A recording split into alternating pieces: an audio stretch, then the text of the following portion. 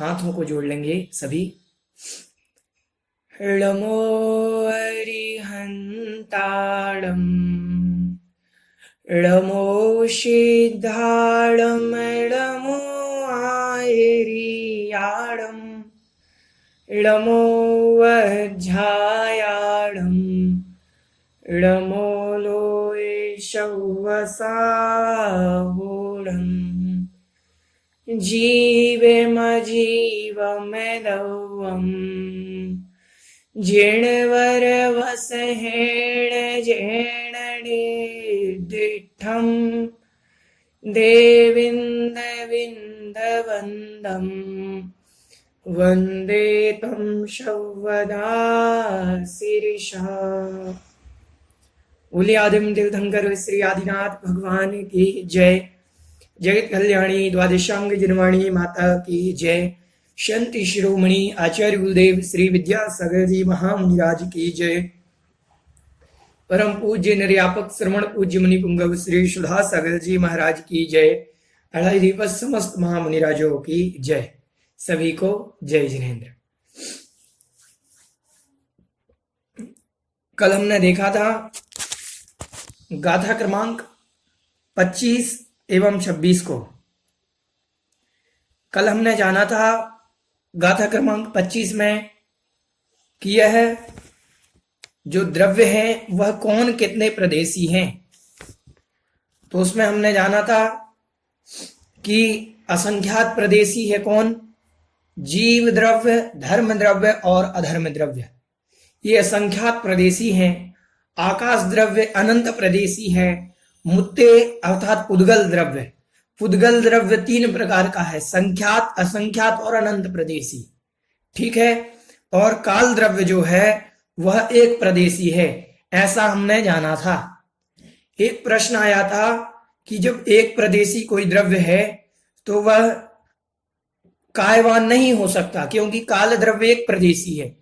तो नहीं, आचार्य महाराज ने कहा कि अगर पुद्गल द्रव्य का कोई अणु एक प्रदेशी है जो भविष्य में स्कंद का परिवर्तन हो सकता है, स्कंद रूप परिवर्तित हो सकता है, जिसमें योग्यता है स्कंद रूप बनने की, उसको आचार्य महाराज ने, सर्वज्ञ भगवान ने उपचार से उसे कायवान कहा है।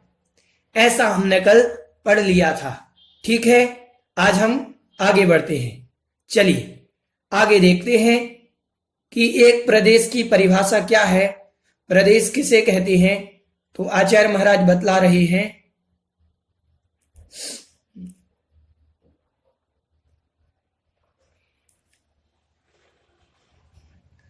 प्रदेश की परिभाषा, प्रदेश किसे कहते हैं।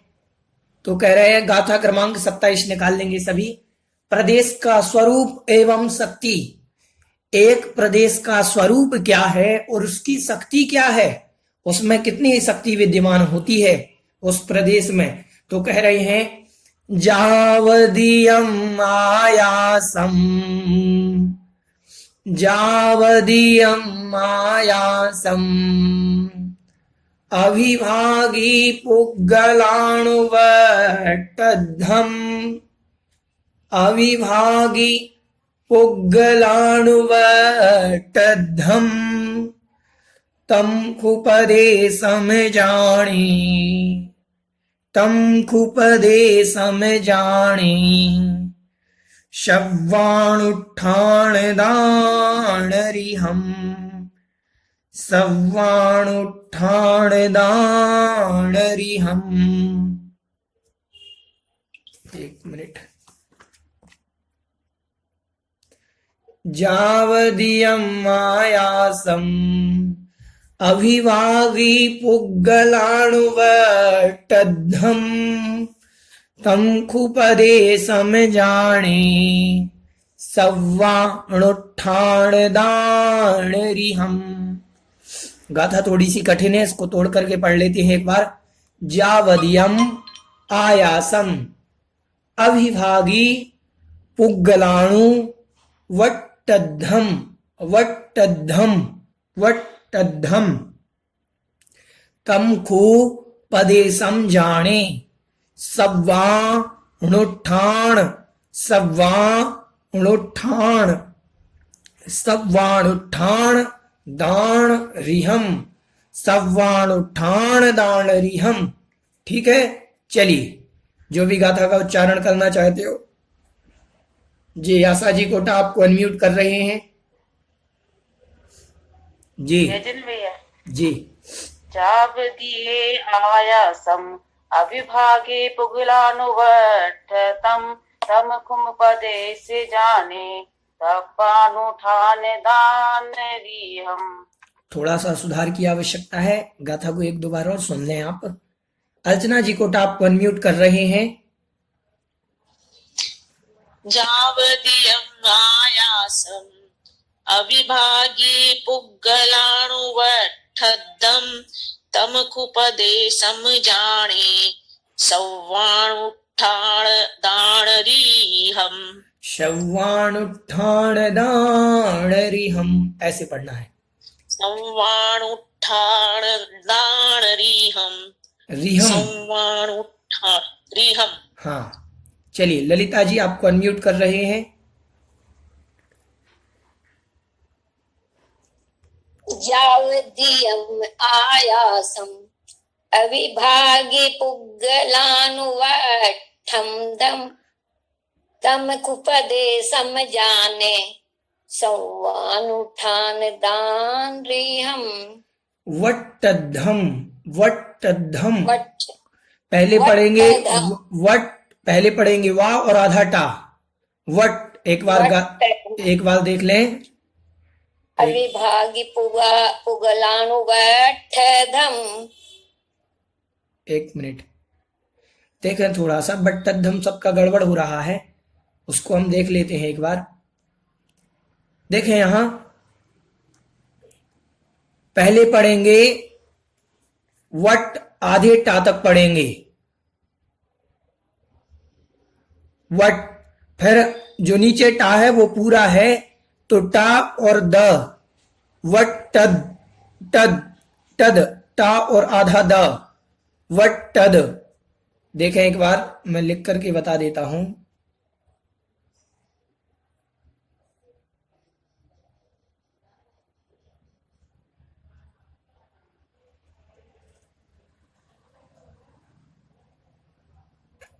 ये पहले पढ़ेंगे वट, ठीक है, फिर पढ़ेंगे टद, आधा दा, वट्टधम, ऐसे देखें, वट्टधम, वट्टधम, वट्टधम। ठीक है, चलिए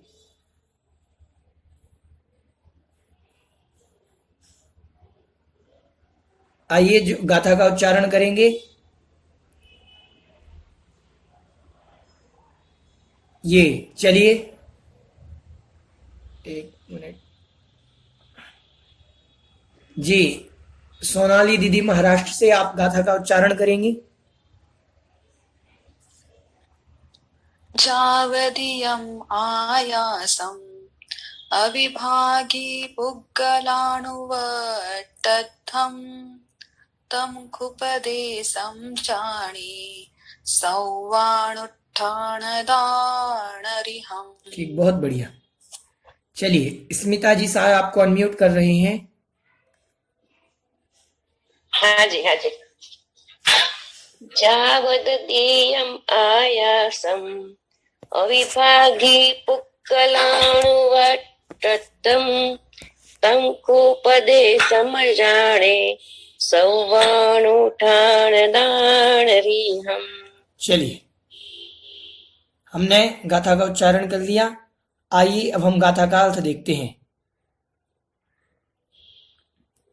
यहां कह रहे हैं जावदियम आयासम, जावदियम मतलब जितने, जावदियम मतलब जितना, आयासम मतलब आकाश, जितना आकाश, अविभागी, अविभागी मतलब जिसका कोई विभाग ना किया जा सके, जिसका कोई दूसरा टुकड़ा ना किया जा सके, इतना छोटा, कोई पुद्गलाणु, पुद्गल का अणु, कोई पुद्गल का अणु, वट्टद्धम मतलब रोका जाता है, जितने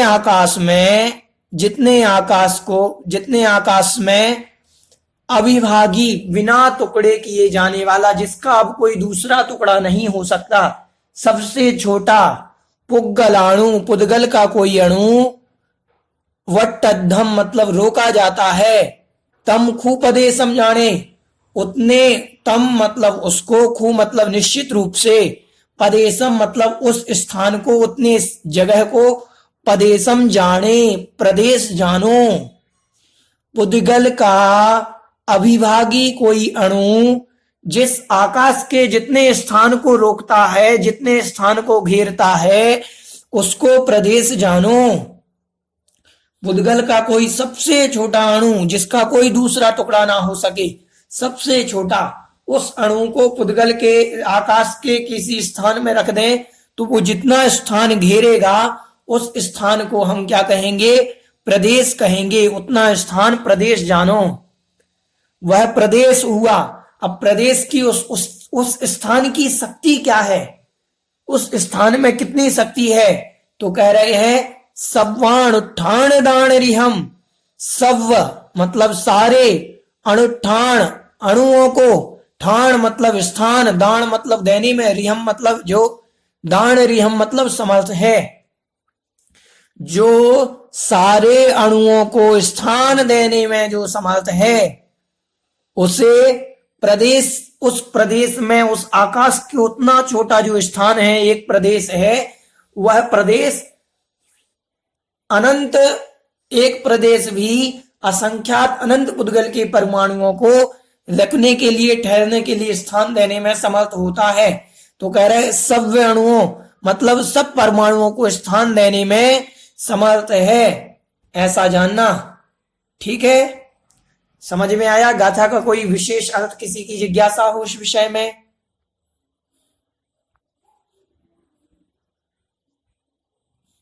किसी की कोई जिज्ञासा तो नहीं?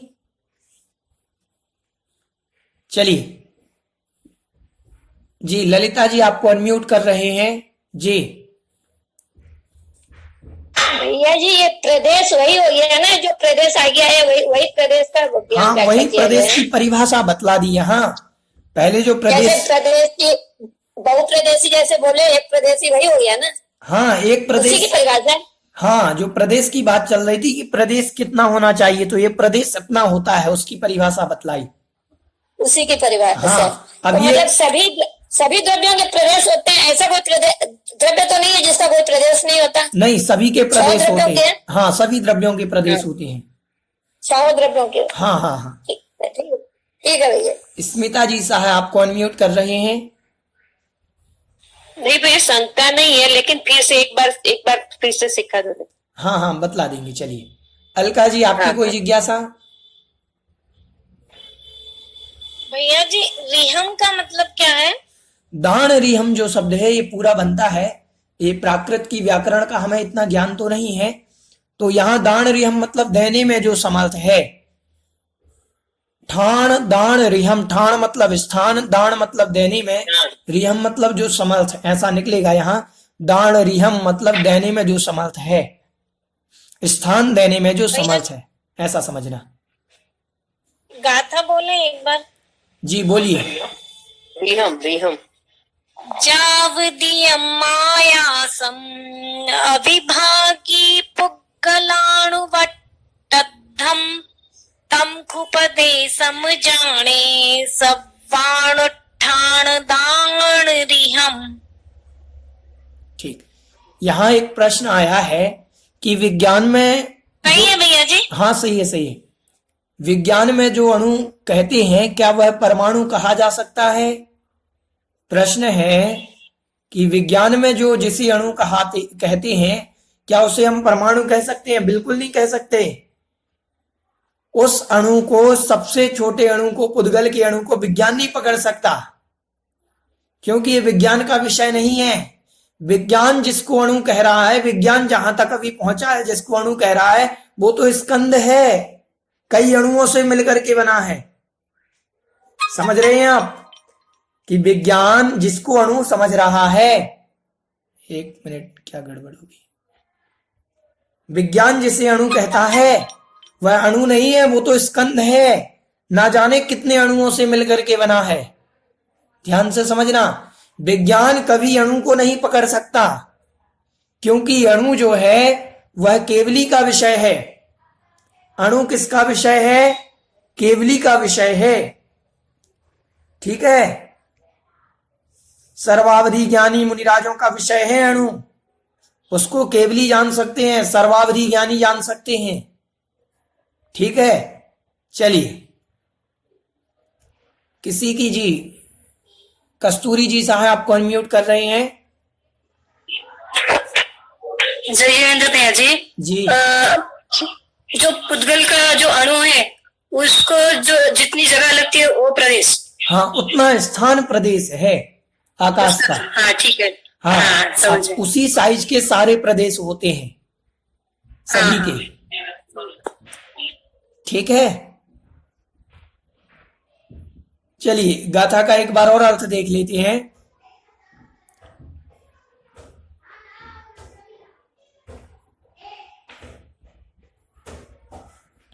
कह रहे हैं जितने आकाश में अविभागी मतलब बिना टुकड़े किए जाने वाला कोई पुद्गल का अणु वट्टद्धम मतलब रोका जाता है।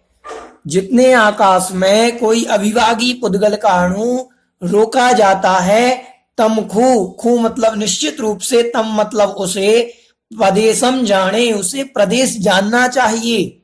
वह इतना एक प्रदेश कहा जाएगा। वह प्रदेश में कितनी शक्ति है? तो कह रहे हैं सव्वाणु सभी अणुओं को, ठाण मतलब स्थान, दाण रिहम देने में जो समर्थ है, सभी स्थानों को देने में जो समर्थ है। इसके भावार्थ और देख लेते हैं। कह रहे हैं एक पुद्गल परमाणु आकाश के जितने क्षेत्र को घेरता है उसे प्रदेश कहते हैं। यह क्षेत्र की सबसे छोटी इकाई है। जैन आगम के अनुसार यह क्षेत्र की स्थान विशेष की सबसे छोटी इकाई है। ठीक है, समझ में आया?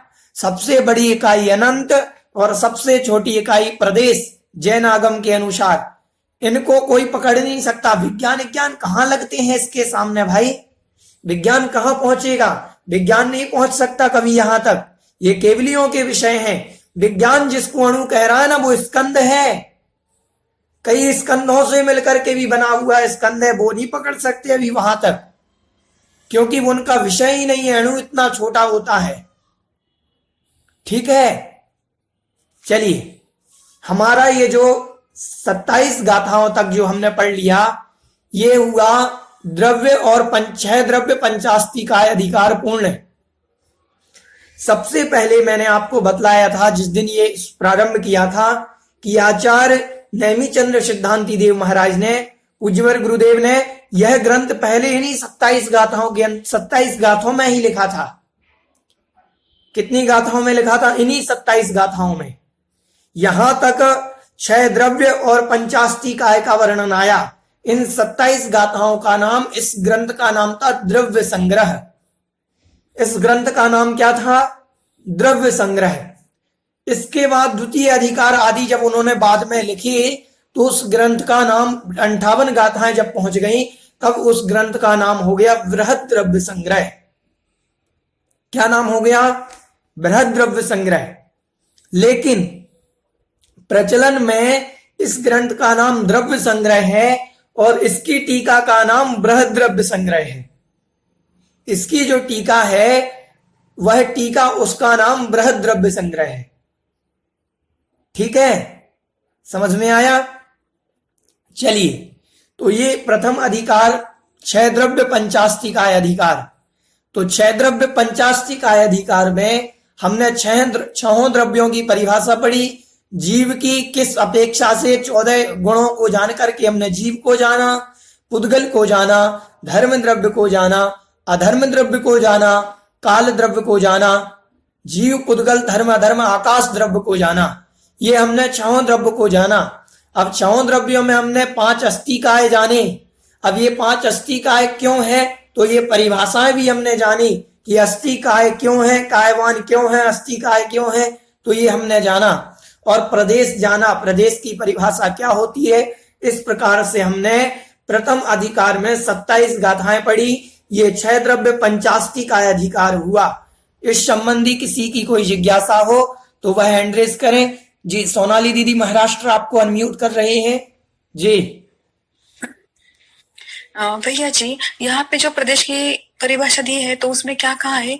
एक पुद्गल परमाणु आकाश का जितना भाग घेरता है उसे प्रदेश कहते हैं। ठीक, मतलब यहाँ पे तो आकाश के संबंध में उन्होंने कहा कि जितना स्थान लगता है उसको प्रदेश कहते हैं। हाँ बिल्कुल। और भैया जी हाँ, और जो समुद्रघात में होता है, केवली समुद्रघात में, तो उनके प्रदेश फैलते हैं। तो वो प्रदेश क्या है ये, और ये प्रदेश क्या है?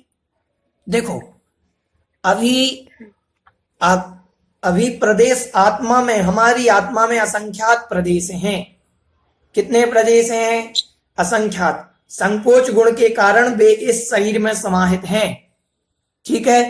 अब वो जो प्रदेश कहा है आकाश का, जब ये विस्तृत होंगे पूरे तीनों लोकों में फैलेंगे तो हमारी आत्मा का एक प्रदेश और जितना प्रदेश का स्थान आकाश में बतलाया उस स्थान को घेरेगा हमारी आत्मा का प्रदेश, जब विस्तार गुण में आएगा। समझ में आ रहा है? तो वह विस्तार गुण को जब प्राप्त होगा तो जितना आकाश का एक प्रदेश है, स्थान है जितना एक प्रदेश के लिए, तो उसमें एक प्रदेश विराजमान हो जाएगा। जितना स्थान आकाश का दूसरा है एक प्रदेश का, उसमें दूसरा। ऐसे असंख्यात प्रदेशी लोकाकाश होने के कारण उसमें असंख्यात के असंख्यात प्रदेश जीव के फैल जाएंगे। जैसे ये एक प्रदेश, इसको मानना, मान लीजिए आकाश का इतना जो भाग है ये एक एक प्रदेश है।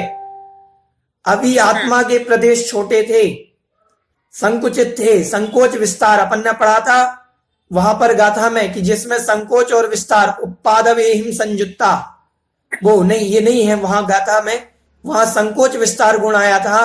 तो संकोच विस्तार गुण के कारण जब वो फैलेंगे तो पूरे लोक में फैल जाएंगे। जब पूरे लोक में फैलेंगे तो एक एक प्रदेश एक एक स्थान पर स्थित हो जाएगा। आत्मा का आकाश के स्थान पर एक एक उतनी उतनी जगह को घेरेगा।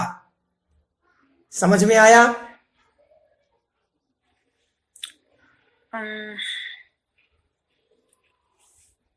चलिए, किसी की और जिज्ञासा इस विषय में? अलका जी आपकी कोई जिज्ञासा है? आपको अनम्यूट कर रहे हैं। माने भैया जी, जो अणु विज्ञान कहता है वो मतलब प्रदेश नहीं है, वो स्कंद है। स्कंद है, कई अणुओं से मिलकर के बना हुआ है वो। और जो प्रदेश मतलब जो अविभागी अंग, मतलब जो उसका होता है वो प्रदेश कहलाएगा। वो अणु प्रदेश कहलाएगा। वो अणु प्रदेश नहीं कहलाएगा। वो अणु जितनी जगह को घेरेगा वो स्थान प्रदेश जगह को घेरेगा। हाँ। जैसे हमने ये मोबाइल लिया, ये मोबाइल कितनी जगह को घेर रहा है? मान लीजिए 6 इंच और इधर 3 इंच, तो 6x3 की जगह को घेर रहा है। तो ये मोबाइल 6x3 मोबाइल को नहीं कहेंगे, इस स्थान को 6x3 कहेंगे। तो पुद्गल का सबसे छोटा जो अणु है, ये अणु समझना, ये अणु जितने स्थान को घेरेगा तो वो स्थान प्रदेश कहा जाएगा। जैसे हमने इसको स्थान को कह दिया 6x3, समझ रहे हैं? ये स्थान विशेष का नाम है प्रदेश। खाली स्थान का, इतनी जगह का नाम है प्रदेश। अणु का नाम प्रदेश नहीं है। अणु तो अणु है। अब ये कह सकते हैं कि ये अणु जो है, ये अणु, एक मिनट ध्यान से सुने अभी, ये अणु जो है ये एक प्रदेशी है, ये अणु जो है ये एक प्रदेशी है, ऐसा कह सकते हैं। ठीक है? ठीक है। चलिए, किसी की और जिज्ञासा इस विषय में?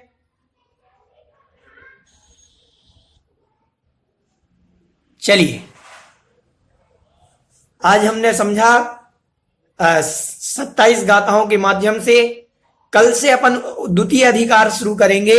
ये तत्व और पदार्थ अधिकार होगा, जिसमें 7 तत्वों का और 9 पदार्थों का वर्णन दिया जाएगा।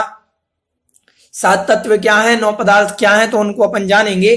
तो 7 तत्व में से हमने जीव और अजीव 2 तत्व तो पढ़ लिए। जीव तत्व पढ़ लिया, और अजीव तत्व में पुद्गल, धर्म, अधर्म, आकाश, काल ये आ जाते हैं। तो जीव और अजीव 2 तत्व पढ़ लिए। चलिए आशा जी, आपकी कोई, एक मिनट, किन की जिज्ञासा? चलिए, किसी की कोई जिज्ञासा तो नहीं? तो हमने 2 तत्व पढ़ लिए। अब 2 तत्व कल से अपन दूसरा अधिकार प्रारंभ करेंगे। तो आपको इन 27 गाथाओं को याद करना है, इनके अर्थ को पूरा याद कर लें, एक बार देख लें। जो समझ में नहीं आए, कल तक आप पूरा ये रिवीजन कर लेना। कल तक आप ये एक गाथा से लेकर के आप 27 गाथाओं तक पूरा रिवीजन कर लेना। जो चीज आपको समझ में नहीं आए वो आप बाद में पूछ सकते हैं। किसी भी विषय को, कोई भी चीज आपको 27 गाथाओं के अंदर समझ में नहीं आई हो तो कल हम 10 मिनट आपसे, आपकी कोई भी जिज्ञासा होगी इन गाथाओं संबंधी, वो पूछ लेंगे। आप ऐसा करना, कल थोड़ा सा 6 द्रव्यों की परिभाषाएं इसके अनुसार याद कर लेना, हिंदी में याद कर लेना। गाथा अगर याद हो जाए तो बहुत अच्छी बात है।